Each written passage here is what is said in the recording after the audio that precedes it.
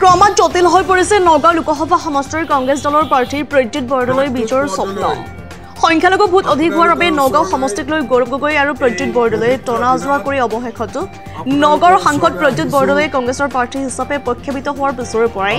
দিনে নিশাই সংখ্যালঘু অঞ্চলতো সভা সমিতিত ব্যস্ত যদিও ক্ৰমাৎ কংগ্ৰেছৰ ভেটি খহি যোৱাৰ দৃশ্য দেখা গৈছে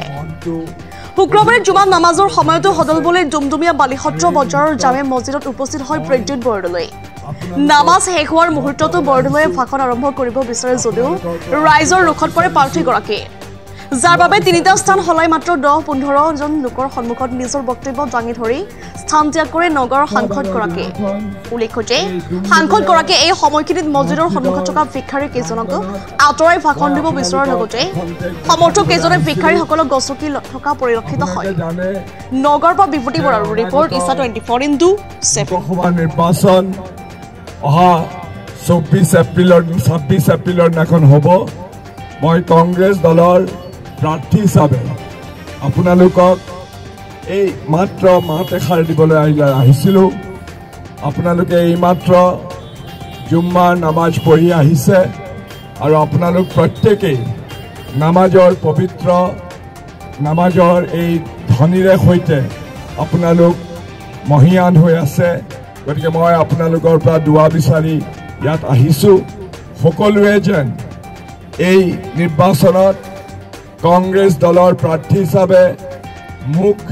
আপোনালোকৰ সমৰ্থন আৰু দুৱা আগবঢ়ায় তাৰ বাবে মই আপোনালোকক অনুৰোধ জনাইছোঁ আপোনালোকৰ সকলোৰে মংগল হওক কাৰণ আমি বহুত প্ৰত্যাহ্বানৰ সন্মুখত এই নিৰ্বাচনত অৱতীৰ্ণ হৈছোঁ দুটাকৈ সাম্প্ৰদায়িক শক্তিৰ বিৰুদ্ধে মই যুদ্ধত নামিছোঁ আপোনালোকৰ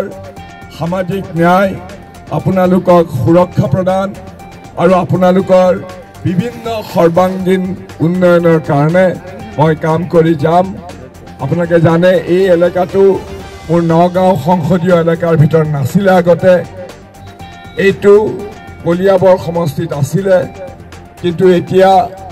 ইয়াৰ ভালেমান অঞ্চল এতিয়া নগাঁও লোকসভা সমষ্টিৰ তলত আহিলে গতিকে মই আপোনালোকৰ লগত আগতে মোৰ যোগাযোগ খুব কম আছিলে আজি সেয়েহে আপোনালোকৰ ওচৰলৈ মই আহিছোঁ মোৰ হৃদয়ৰ দুৱাৰ মুকলি কৰি আপোনালোকৰ লগত যোগসূত্ৰ গঢ়িবৰ কাৰণে মই আপোনালোক সকলোকে অনুৰোধ জনাইছোঁ আপোনালোকে যেন কংগ্ৰেছৰ প্ৰাৰ্থী হিচাপে মোক আপোনালোকে আপোনালোকৰ মৰম সমৰ্থন আৰু দুৱা আগবঢ়ায় ধন্যবাদ থেংক ইউ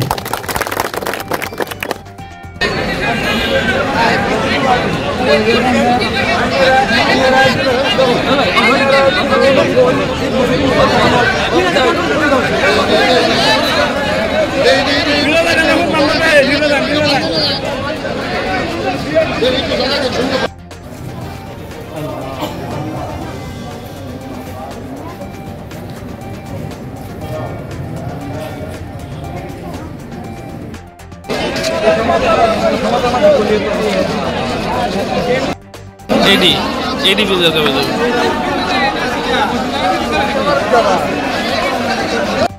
আপুনি মছজিদৰ পৰা কৈছিলে গতিকে আপোনালোকে সবেই অলপ লগ কৰক আৰু কেতিয়াবা আমি মিটিং দিবলৈ এটা হেৰি কৰিম ডেট চেট দি পেলাই আমি মিটিং কৰিম গতিকে আজি আহিছে আপোনালোকে বেয়া নাপাব আপোনালোকে সবেই লগ দিয়ক নগাঁও লোকসভাৰ কংগ্ৰেছৰ প্ৰাৰ্থী প্ৰদ্যুৎ বৰদলৈ ডাঙৰীয়া আজি ডুমডুমীয়া আঞ্চলিক জামে মছজিদত প্ৰৱেশ কৰি নামাজ চলি থকা অৱস্থাত তেওঁ মাইকটো লৈ পেলাই নিৰ্বাচনী কেন্দ্ৰিক কথা বতৰা ক'ব ধৰোঁতেই ৰাইজে তেওঁক বাধা দিয়া বুলি আমি গম পাইছোঁ এইটো এটা নিন্দনীয় কাম মছজিদ উপাসনাস্থল তাত দুনিয়াদাৰীৰ কথা নহয় আখেৰাতৰ কথা হয় আমি তাত আল্লাহৰ ইবাদত কৰোঁ আৰু তাত কোনো ৰাজনৈতিক কথা বতৰা কোৱাৰ নিয়ম নাই আমাৰ পৰম্পৰা নাই এনে কাম গৰিহণাযোগ্য আৰু তেওঁ হঠাৎ ইমান মুছলিম প্ৰীতি দেখুৱাটো বহুত মানে প্ৰশ্নৰ অৱতাৰণা কৰিছে তেওঁ যোৱা কাৰ্যকালত নগাঁও লোকসভাত প্ৰতিনিধিত্ব কৰিছে আৰু লোকসভাত তেওঁ আমাৰ মুছলমানৰ যিখিনি সমস্যা আছিল এই সমস্যালৈ তেওঁ নিমাত তেওঁ কোনোদিন কোনো কথা কোৱা আমাৰ পৰিলক্ষিত হোৱা নাই আজি উপাসনাস্থলীত তেওঁ প্ৰৱেশ কৰি আজি এনে কাণ্ড কৰাত আমি এই তেওঁ কাৰ্যত গৰিহণা দিছোঁ আৰু আৰু লগতে তেওঁ মছজিদৰ পৰা ওলাই আহোঁতে সন্মুখত পৰম্পৰাগতভাৱে ভিক্ষাৰী কিছুমান থাকে, ভিক্ষা খুজিবলৈ যায়। তেওঁ ওলাই আহোঁতে একদম উদ্ভণ্ডালি কৰি ভিক্ষাৰীক গচকি এনেকৈ ওলাই যোৱা বুলি আমি নিউজ পাইছোঁ, খবৰ পাইছোঁ। এয়াও গৰিহণাযোগ্য। তেওঁ এনেকুৱা কামৰ পৰা বিৰত থাকিব লাগে আৰু